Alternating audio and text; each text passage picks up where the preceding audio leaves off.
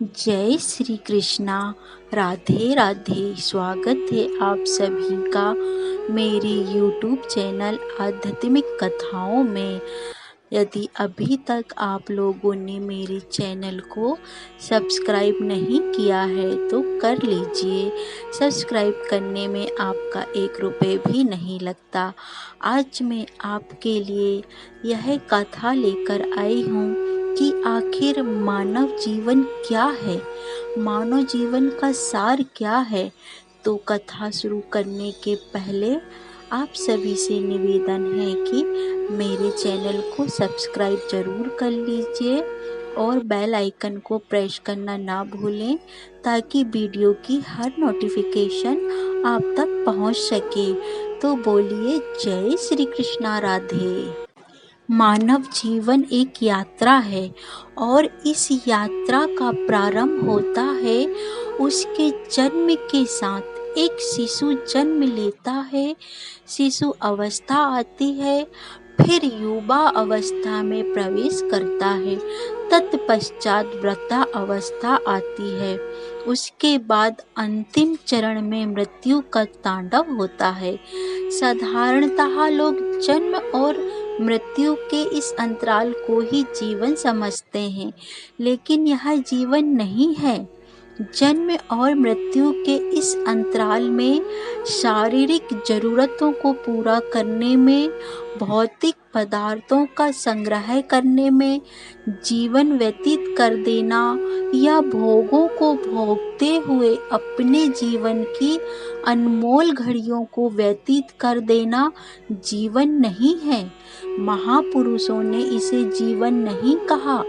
मानव तन का प्राप्त हो जाना कोई साधारण बात नहीं है, बल्कि ईश्वर की महान कृपा का प्रसाद है। मानव तन की प्राप्ति का एकमात्र उद्देश्य है ईश्वर को प्राप्त करना, अर्थात ईश्वर को अपने भीतर ही देख लेना। मानव तन ही केवल एकमात्र ऐसा उपकरण है जिसमें ईश्वर को जानकर, देखकर, एकाकार होकर उसकी वास्तविक बंदगी भक्ति करके भव सागर से पार उतरा जा सकता है और मोक्ष प्राप्त किया जा सकता है। मानव जीवन यात्रा के अन्य सभी उद्देश्य गुण हैं।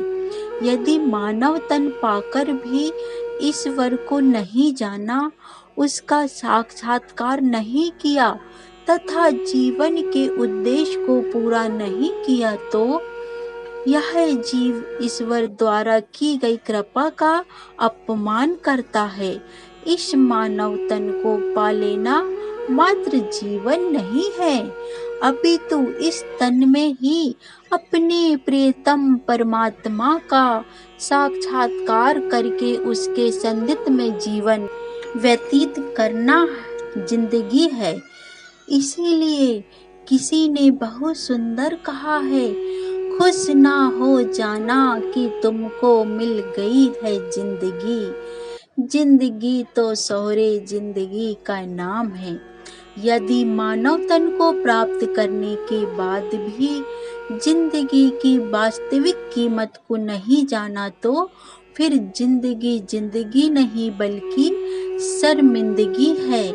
बंदा तभी बंदा कहलाने का हकदार है जब वह ईश्वर का साक्षात्कार कर उसकी बंदगी करता है और तब ही उसे उस जिंदगी की कीमत समझ में आती है।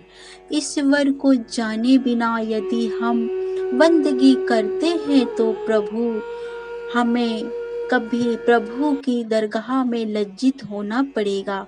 इसीलिए कहा गया है, जब मनुष्य किसी ब्रह्मनिष्ठ पूर्ण सत्य गुरु की कृपा से अपने भीतर ही परमात्मा का दीदार करता है और उससे प्रेरित होकर आचरण करता है, तभी उसके जीवन में मानवता के गुण, मनुष्यता के गुण आते हैं।